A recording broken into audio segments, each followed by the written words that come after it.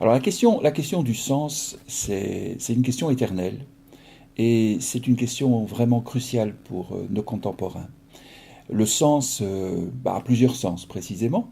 Ça peut être le sens des mots, le sens des discours, mais c'est aussi le sens de la vie, le sens du travail. Et en faisant le tour de l'histoire de la philosophie, on peut découvrir plusieurs étapes de gens qui ont interrogé le sens, la signification, de manière presque philosophique, théologique, parfois de façon très scientifique.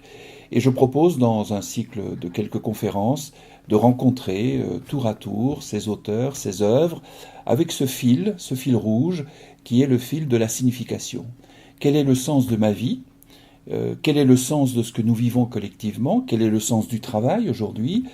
Est-ce qu'il y a des maladies du sens? Est-ce qu'il y a la souffrance du sens? Je pense que oui. Et donc on doit pouvoir interroger, écouter cette espèce de polyphonie du sens, de la signification qui renvoie à toutes sortes de choses. J'ai envie de dire tout de suite que cette question, elle est à la fois un peu théorique, voire métaphysique, mais qu'elle est aussi extrêmement concrète, anthropologique, psychologique.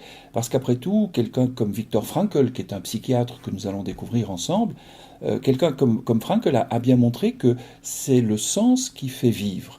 Pas simplement l'oxygène, le glucose, les choses matérielles.